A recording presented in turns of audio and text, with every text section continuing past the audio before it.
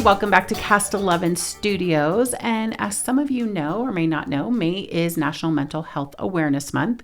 And we're lucky enough to have Nick Brown, who is the Touchmark Director of Health and Fitness.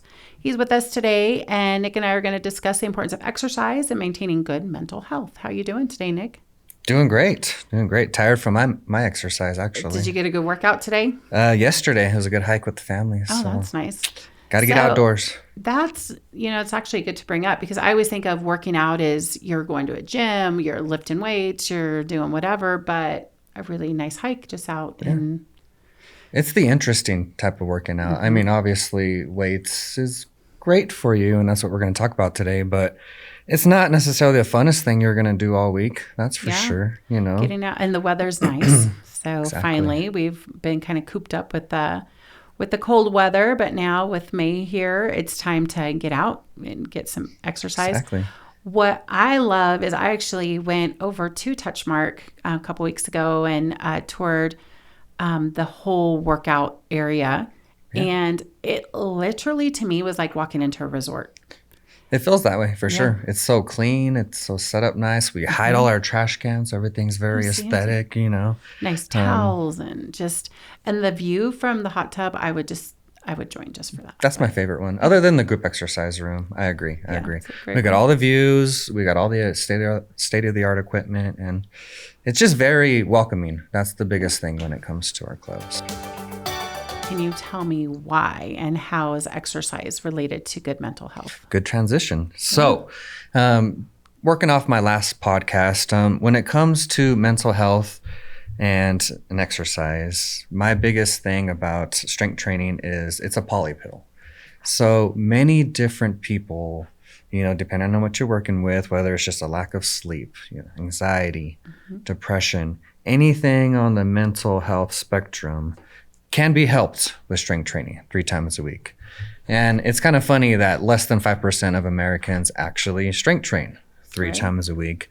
And then we have, all these ailments, and then we're surprised. We're like, oh, stressed out all the time, The fact is, we got to move our body. That's the only way to keep the mind and body sound, is physical exertion. And ideally, structured properly and being the most efficient when you're in the club. Because truly, you shouldn't be in there for more than 45 to 60 minutes at a time. That's the biggest thing. Well, and we want to do it safely, too, because for some people, getting into a gym the first time, it can be intimidating. Nobody, you look at these machines and it's like, I don't know what to put where. Yeah.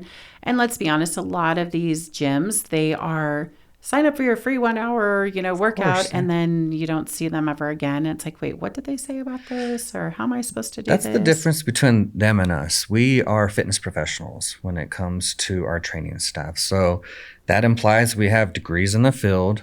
We have at least 5 years of experience working with anybody over 50 years old. So when it comes to the is it safe for me question, or is this trainer going to hurt me and, buffer my results long-term versus actually increase them, we're set there. We assess everybody for at least an hour, and that just starts with sitting down, getting, your history, and really getting at the biggest thing, which is not injuring you. So we need to know all your contraindications. Things just don't work, period. And then based on what you feed to us, oh, my shoulder was this or my ankle was that. That's how we know what to work into your program, because we truly have thousands of exercises just kind of floating around in our head. And that first hour is really where we narrow down your weak links and the exercises we know that would be beneficial to you. Well, and you brought up our organs. We know, so skin is the largest organ in our body, right? That's the most surface area. So that's a good myth for us to bust real fast. So basically, if you spread it all out, it takes up the most surface area.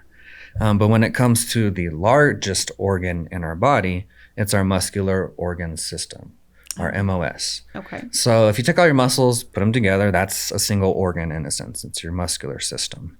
And so that is what has the most to do with our mental wellness day in and day out.